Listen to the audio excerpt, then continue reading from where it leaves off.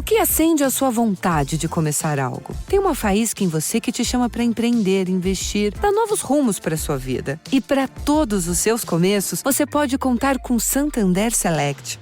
Um banco mais pessoal, mais próximo, mais humano. Um time de especialistas com olhar atento para cada momento da sua vida. Porque você sabe, só quem já deu muitos passos está pronto para continuar começando. Santander Select. Começa em você, começa agora.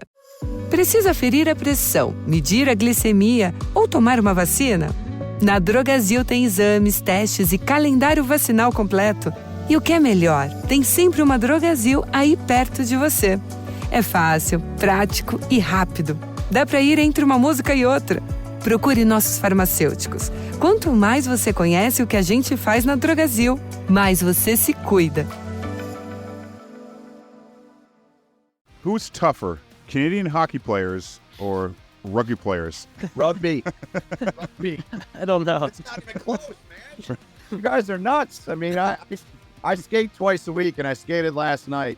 It's funny, one guy, he was sitting next to me, and I've known him for 2 years playing with this group, and he goes, "Do you do rugby?" And I go, "Yeah, I've been calling rugby for 3 years." And I told those guys, man, last night, I go, "Guys, we're tough, man, but you want to meet somebody that's tough, you meet a rugby player." I don't know how they do it, man. I'm amazed every single time. Welcome to U.S. Rugby Happy Hour Live. Interviews with the biggest names in American rugby. The New England Free Jacks, Major League Rugby champions. One-on-one to score. Here are your hosts, Bill Baker and that other guy. Hey everybody, welcome to U.S. Rugby Happy Hour Live. It has been, I feel like, a month since we did our last live show, and Fitzy just got on here a minute ago and asked me who I was. The VO Open guy doesn't know who he is, so I feel like we all have amnesia when we don't cover rugby for 2 weeks. No, I mean, I look different. I shaved. Can you believe that? Just for tonight. I'm honored. Well, not me. The fans should be honored. The listeners should be honored. Well, our guest tonight is a pretty clean-cut guy, probably never swore in his life. We'll talk about that later. But Fitzy, happy 4th. It's been a bit since we talked. A good one for you? Great one. I was in West Virginia. I got to see fireworks on the Potomac River. It was a grand old time. How about you? Oh, that's a good one. Yeah, I was on a boat in the Atlantic watching the fireworks off the shore, which is how we do things up here. And it was amazing. And then I'm in the process of building my New York studio. All right, we're going to have a U.S. New York City? Happy Hour Live. No, Woodstock, New York studio, because that's where hippie rugby players go to do things. So, the process of that. So, Awesome. it's for those tuning in right now. Thank you so much. Is this somewhat of a shorter show? It's not Happy Hour Live. It's about half hour live, because Fitzy and I are going to be hitting DC. Fitzy's already in DC. I'm going to be hopping on a flight early in the morning to get to DC, and I need my beauty sleep. As you can tell, I mean, this doesn't happen overnight. I got to work on this kind of thing. Too much Manscaped. Too much Manscaped. That's, for another story. Quickly, listeners, Friday before the match, USA-Scotland match, we are having a listener hangout. I don't have the graphic for the visual. Listeners right now, or watchers, we are hanging out at Dacha Beer Garden in the Navy Yard, which is just around a couple blocks away from Audi Field, 4 to 5:30 p.m. before the match. The game starts at 6:30, so show up between 4 and 5:30. Spend the whole time. Show up early. I'll be there a little bit early. I'm sure Fitzy will too. We have at least a big table available. If there's more showing up, we'll scare people to get out of there and give us more seats. And apparently, Fitzy, what is Das Boot? Are you familiar with that? Yeah, it's this big. So Dacha Beer Garden is a big outdoor space that's along the waterfront, Anacostia River. It's cleaned up. It's right across the street from Nat Stadium, where the Nationals play, and just down the street from Audi Field, so a quick walk. It's nice over there.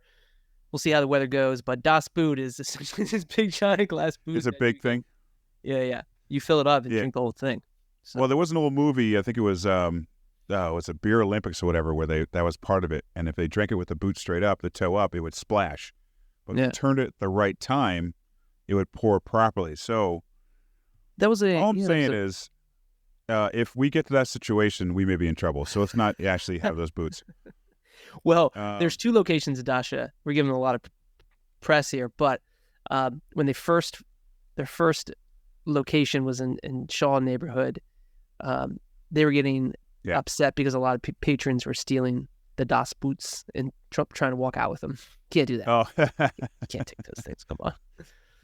you cannot. You can't hide those things also in your shirt. It's very hard. Yeah. All right, let's talk about a couple of things real quick before we get to our guest. We came out a little while ago, about an hour ago or so. The U20's roster versus Kenya came out. This win will propel USA into the finals against either Japan or Scotland. I believe. I could be wrong about that. Winner of Scotland versus Japan. Yeah. The amazing thing about that matchup is both those teams have scored over 100 points plus. Yeah. And, Scotland in both matches. I forget about Japan. So, juggernauts. And USA should beat Kenya. However, the last time out, they had difficulties with other teams. Seth Smith starts, MLR player, young kid who's been on the show. Keelan Farrell has killing it on the wing. I cannot wait to see this kid get a little bit older and get into an Eagles jersey at some point. No B-Sag, who's been on the show talking about this. He's out, and his co-captain, Caden Christ, is on the bench for this match. Mm-hmm. I really can't expect them to lose this match. I really think it's still going to be a strong game for them. Maybe the USA coaches are getting more players and getting some minutes for this match, expecting to win it. I didn't look at the table in case I lose. I did not look at that, but I believe they need to win this in order to go on and to face the winner of Scotland-Japan. Yeah. Bigger news also, the senior side. USA versus Scotland. The USA roster just came out. Prior to that, though, the Scotland roster came out earlier today.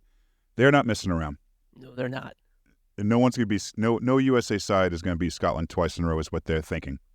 However, we're thinking differently because we also have a pretty strong roster. We have almost a new front row, Fitzy. One of your boys in D.C. is starting, and also David Anu joins the camp, which kind of quells those rumors of him possibly switching allegiance to, I believe it was Samoa. Yeah. What do you think about that front row now with the Scaro in there?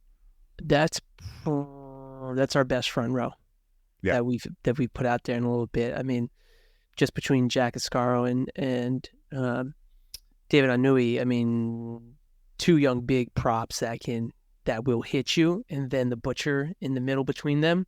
Like, that's exciting. That's a good little front row right there.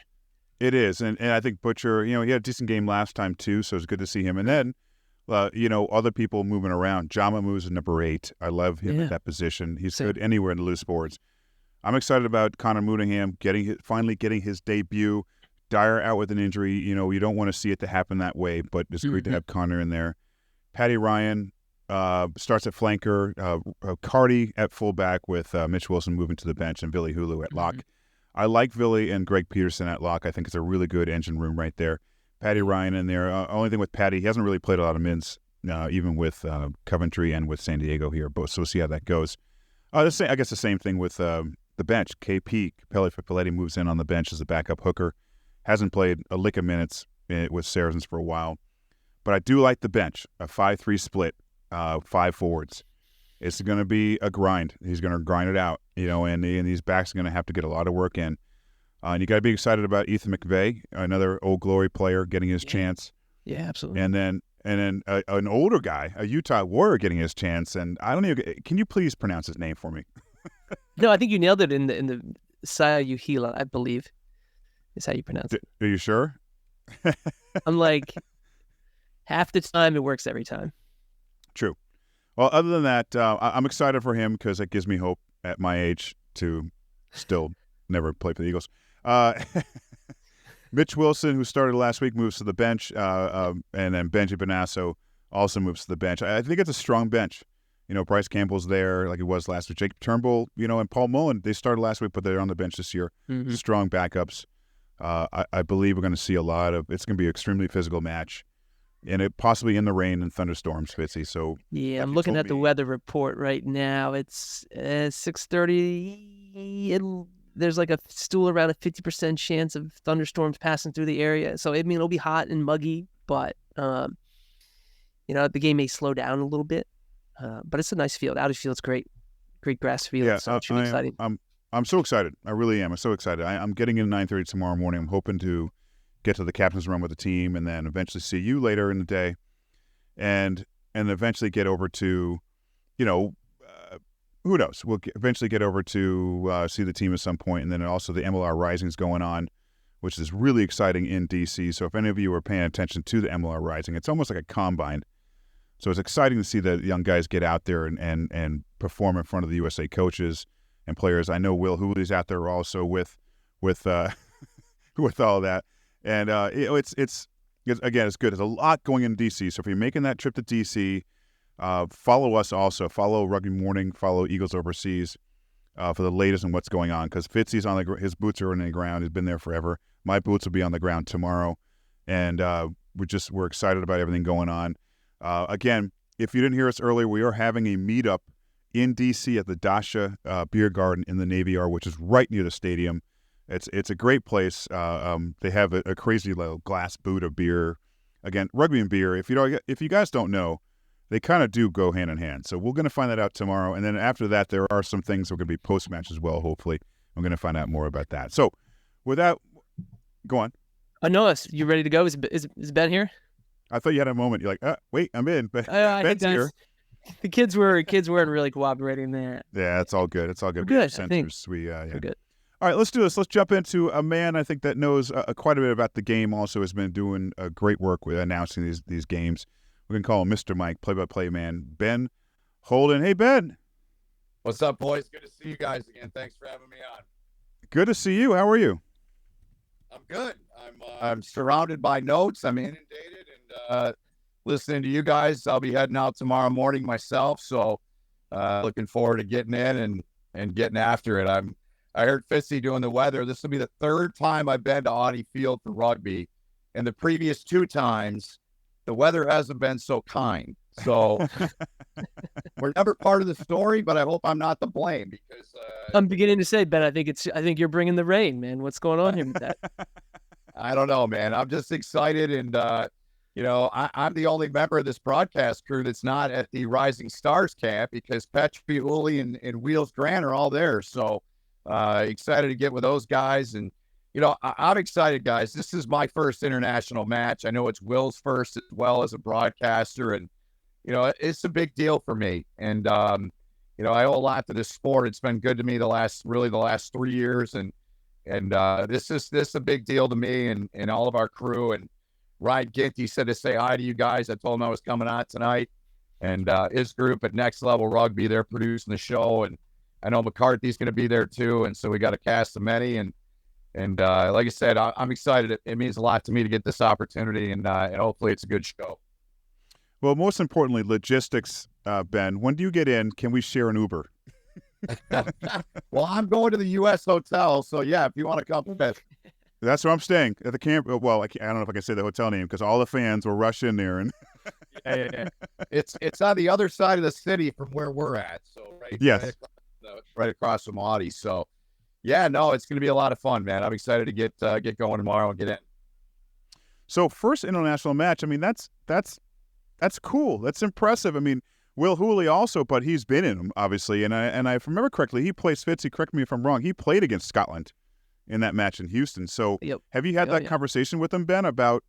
I mean, I'm sure you had pre-production meetings here. Have you had that conversation about what it's going to mean for him to do this?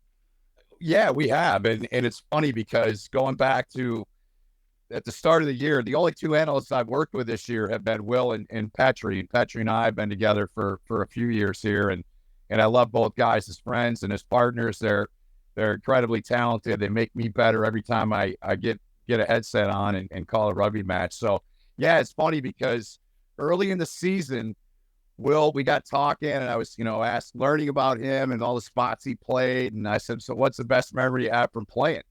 And he goes, best match of my career, 2018. We played Scotland and Houston. We won by one. He goes, it's the best match of my career. So, it's. I mean, we haven't really got into, I guess, what it means as broadcasters, in that sense, guys. But knowing both guys and their pride and their passion, they're as we know, they're both former Eagles. I always joke with Petrie and bust his chops and intro him as the Rugby Hall of Famer, which he doesn't like. I don't think he'd admit that, but he doesn't like it. He's very humble, but he's a Hall of Famer, man. So I get to work with one Hall of Famer right now. Well, Ben, you mentioned earlier when you first came on, you've got your notes out in front of you. Talk us through what what preparation is like for a broadcaster for a test match, right? Yeah, I mean, it's really not a whole lot different for me, Fitzy, from when I'm doing an MLR match. I mean, I can share a little bit. I mean, I don't know if I can see that. That's my scouting lineup, which will be covered in notes. Yeah. I like to hand type that and do my pronunciations on there, my pronouncers and all that stuff. And then I've got another page of things stapled together. This is a lot of stuff from Townsend this morning. I listened to the Zoom call. They also brought in, which I got to tell you guys, Will got in there last, and he had like 2 or 3 questions, and I think the question was something along the lines of like, so is there an area that you feel you can expose the U.S. in? And you could see him kind of smirk a little bit. And there were like 10 other Scottish media guys on there. I'm sure that's all they cover is the Scottish rugby team. And he goes, yeah, but I'm not going to tell you. So that was kind of funny. But, and then just some stuff from, Jamie Ritchie. They brought him. I try to type all that out. We get a lot of notes. We have a research group that MLR started using. There's tons of stuff in there. I'll be going through that more on the plane. I've got another page and folder with just notes and nuggets and things like that. And, I color code everything by the time I'm done. And we hit the air. Sorry, I dropped some on the floor there, but so it's a labor of love, man. I love doing this, and don't lose a page. Don't lose a page. If you lose a page, blame it on Fitzy. I prepare the same way I prepare for any game I've ever done in 20 years as a play-by-play guy. And the thing that I want to do is just and I try to do this on the MLR matches, and that's just call the game, let the game breathe. And the one thing that Will did tell me, he said it's faster, it's more intense, and it's more physical. And watching the match last week, there's no time to screw around as a play-by-play guy. Call the game. I've got 2 guys that played at this level next to me in the booth.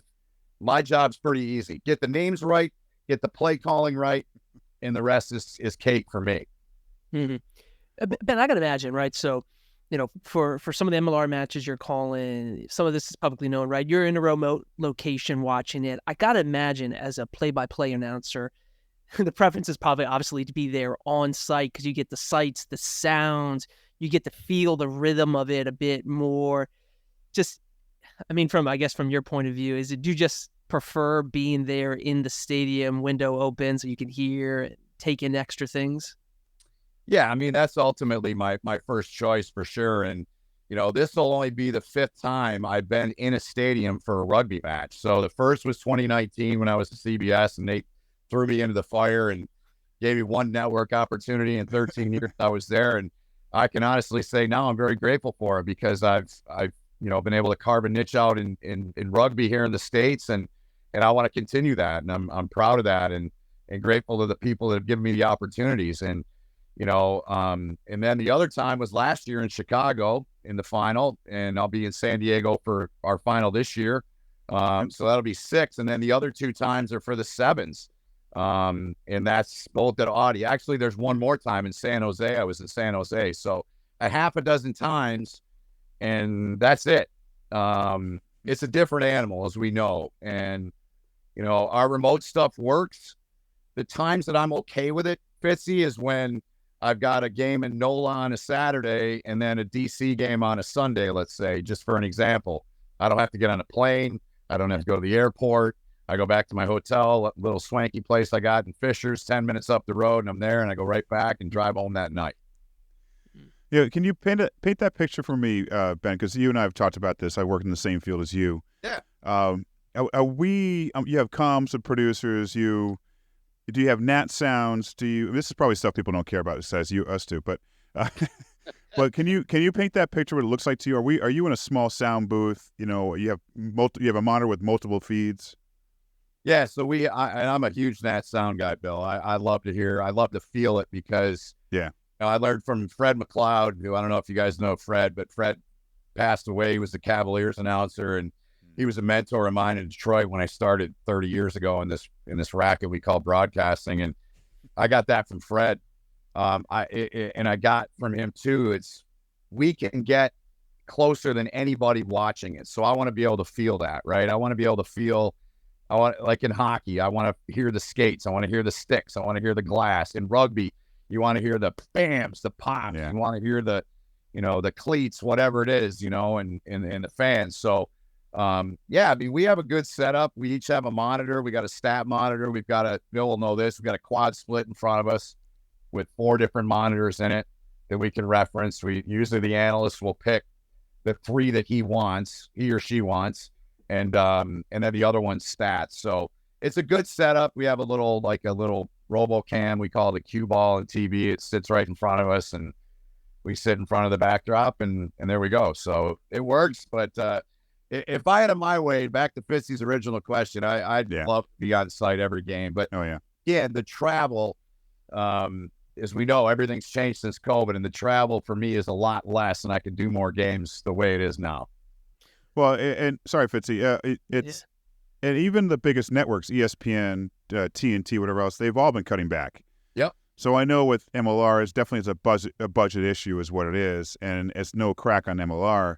That's just the way the whole scene's going. I mean, ESPN's laying off everybody, whatever else. So you have a lot more sharing crews. You have a lot more the play-by-play in a studio somewhere.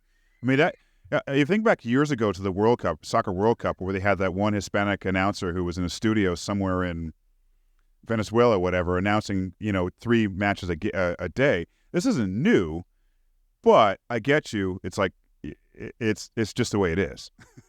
It is, and there's a lot of things that I'm sure with the 3 of us and anybody watching or listening could say, well, COVID did this. Well, this is certainly an effect of COVID because these networks, they all realized how much money they were spending, and they, more importantly for them, realized how much they could save. And, like with Big Ten networks, since I've been gone from CBS since the end of 20, I've done college hockey for them the last 4 years, and I've only been to their studio once in Chicago, and that was last year. And, being close to Michigan and Michigan State where I am, I'm kind of in between them both. They've sent me on site, and the guy I work with mainly on those games. So, I appreciate that, but it's a result of dollars. And, again, I'll backtrack to, for me, like I drive to Indy. It's about 340 for me. It's not a bad drive. It's a pretty efficient drive, all freeway. And, there's weekends I've done 3 matches down there. And I love that because I want to work and I want to call games, and it's a lot less taxing in the body. I can tell you that, man, because people don't realize the way travel wears you out. It's hard down, man. So it's working for now, and I'm sure it's probably going to stay that way with MLR. Don't go anywhere. We'll be right back. Now back to the show.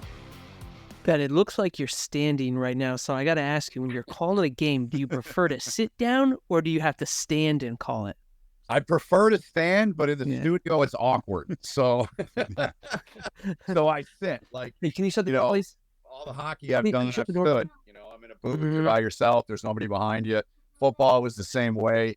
Basketball, obviously, you can't. You're courtside unless you're up in a booth. But I'd prefer to stand. Like, I'll be standing for sure in DC, and it's just more comfortable. The hands are moving. You're more open and more relaxed, I think. Ben, one more question, just because, and since this will be on Flow Rugby, if I recall, will Petrie or Hooley do a Chris Collinsworth slide into the shoot? That's all I want to know. I don't know, man. Maybe you guys throw them out there on Twitter and and see. I mean, we got the young guy Wheels Grant down on the pitch. I don't know what he might do, but I don't know. I think if one of those 2 were to do it, I would say it'd be Will more than it would be Petrie. And I don't mean that personality-wise. I just think Will would be more apt to do it. I think Petrie would just want to be, all right, let's just do it the way we do it. Let's not change. You know what I mean? So, yeah. Well, something with that match you did in Chicago, post-match after the team shook hands and all that, I was outside that line, and I bring this up because I'm going to hold this to Will forever.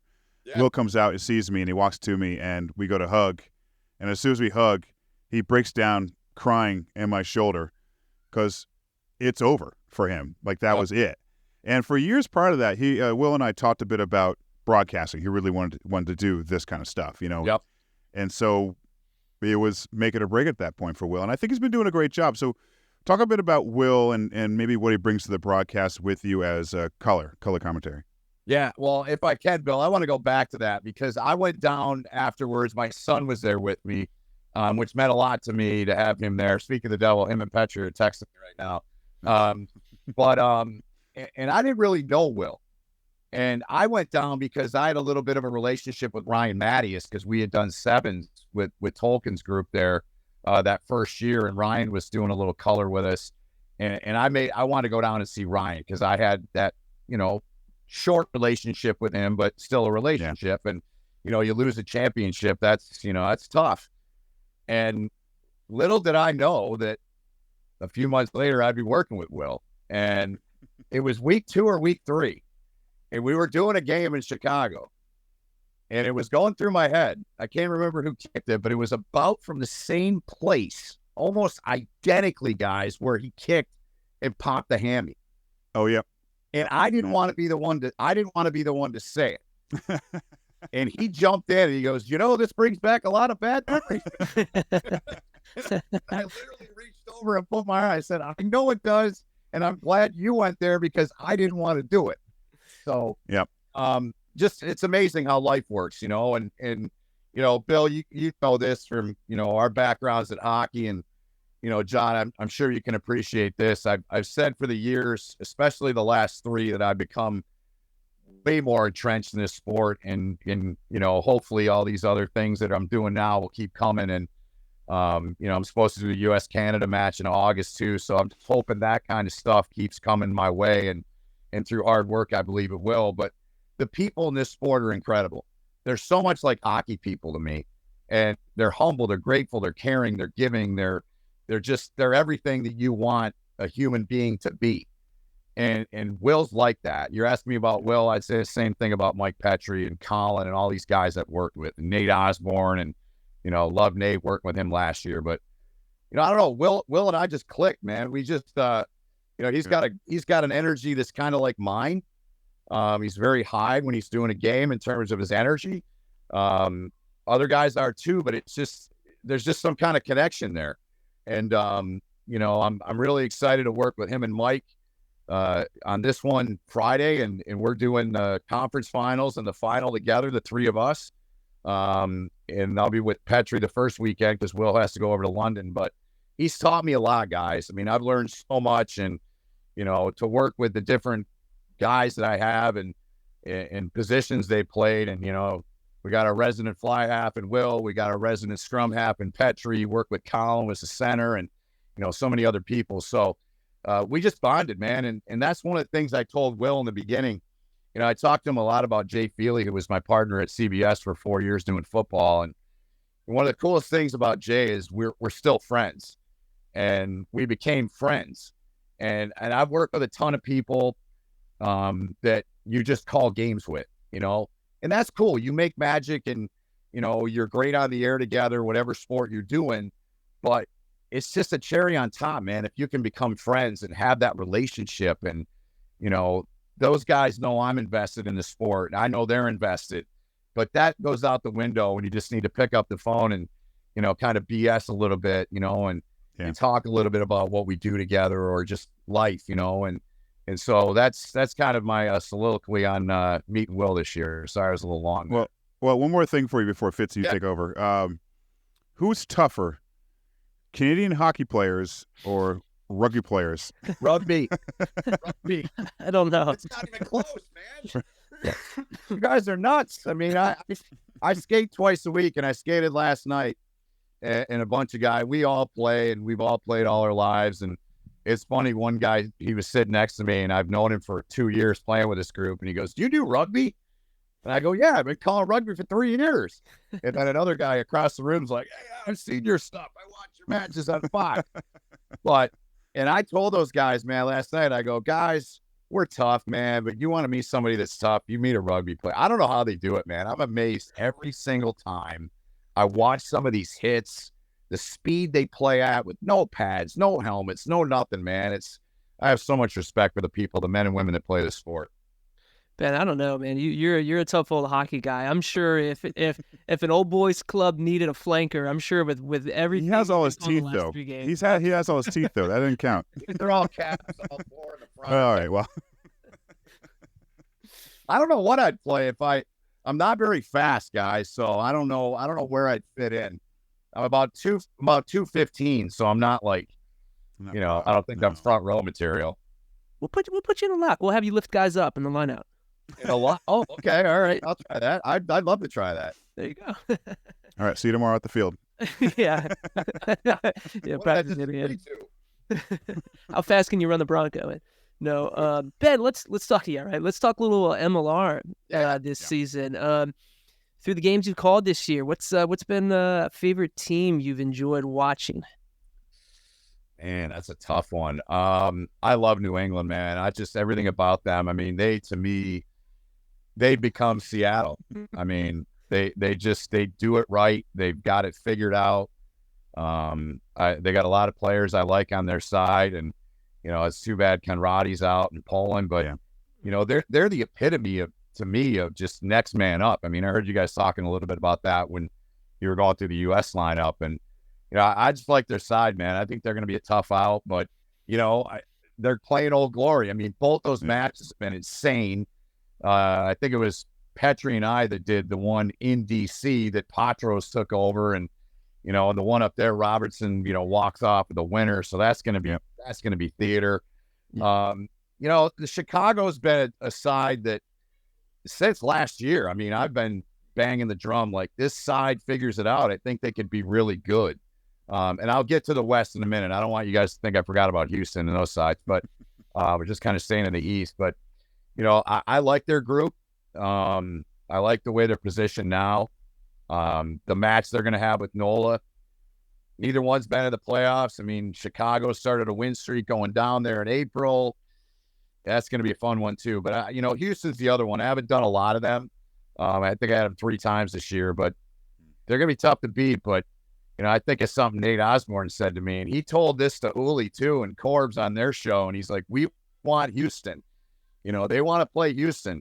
So, they can score. I did that crazy Utah game. I think it was like 2 weeks left in the season when there was like 100 points in it, man. It was insane. And, I think, again, Seattle, they're right there. I'm kind of hitting on everybody, but I think San Diego might have something going. I mean, if they get through, I think they could be in trouble, but I know I kind of covered everybody. Sorry, I didn't really pick one for you, but what our next 5 questions. You know what question's next. Who's going to win it this year? I try to be neutral doing what I do. So who's going to win it? Yeah. Yeah, who's going to win it? I'm gonna stick with New England, man. I think New England beats Houston. Well, they did once already, so it's early in the season when they did, but before some injuries. But yeah, I think it's a good choice. Yeah. I go out of the free jazz game, so I want to go there to a match. Yeah. I tell you what, I wish you guys did, because that is the epitome. I mean, Seattle does it well. San Diego, a bunch of places do it well. New England does a great job. Alex McElvey, those guys in the front office really put on a great festival atmosphere for the fans. And I know many players I talked to at the matches, Paul Mullen, all these guys from the team said, this is great. I mean, Dino Waldron, who used to play for NOLA, after one of the matches where they were coming back and the crowd got into it. And after the match, he says, the crowd really took us out of that game. Like, we had a hard time getting going when that crowd got going. And it was all me, of course. I mean, I was up there with a cowbell. But I think I might have been in the bathroom at that time, but sorry, Bill. They do it right, man. I mean, every time you're there, every time we do a match there, it's nuts. So yeah, I think it's going to be New England.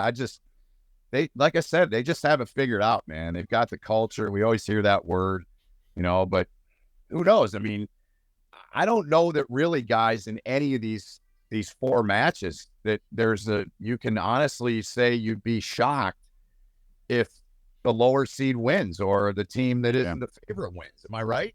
Yeah. It's tight. Yeah. Mm-hmm. That's a good sign of the league. Yeah, it is. That's great. It is. It really is. So let's back up a second. We're going to give you a few more questions here, Ben. I have to catch an early flight tomorrow, and so do you. Oh, good. Let's back up a second. Oh, good. Yeah. You have your notes on Scotland. Is there anything you can tell us about this Scotland squad? I think it's a stronger squad than that Canada faced. And I believe it definitely is a squad that says we are not going to lose the USA's 2 straight matches kind of match. And maybe some good respect for Scott Lawrence in that side as well. What do you say? Yeah, I totally agree. I mean, I got the text this morning from the guys, from Will and Mike and Ginty, and I was like, whoa. I mean, they're out for it, man. They're full boat, as I like to say. They got everybody in there. I mean, Finn Russell's not playing, but they got they got Van der Merwe in there. They got Sione in there. They got everybody in there. So they got all the guys they need. They got tons of guys with tons of caps, and I think and that was a question that Townsend got a lot this morning, not just from Hooley, but from a couple of their guys. And he downplayed it, of course, but you got to believe, that's in their minds. I mean, even Jamie Ritchie kind of downplayed it, although he gave Will a pretty good answer on it. This is a massive opportunity for our guys, and I'm not going to make excuses for them, but they only had 4 days together last week. So with that said, you got to figure they're going to have some more continuity after a good solid week of togetherness and learning each other a little bit more. And it's just tough. McGinty couldn't have got one of those 2 kicks. I mean, the long one was just tailed right on him, and the one from 15, I mean, that was about a 15-meter kick, if I remember right. You got to make that. But, and I think in that match, it wasn't anything about, performance. It was about, we need to win this one. And unfortunately, they didn't. So I just hope it's a lot of points, boys. That's all I'm hoping for. Well, Ben, just a couple more questions here. One, I know you're a big Seinfeld fan, so I gotta ask, do you ever find yourself quoting Seinfeld throughout the day?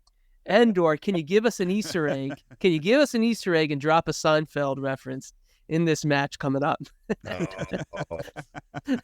So one of the okay. I wish my girlfriend was in here to hear this, but she hears it all the time. Excuse me. So I don't spend a lot of time on Facebook anymore, but when I'm on there, I waste all my time in one of the Seinfeld groups.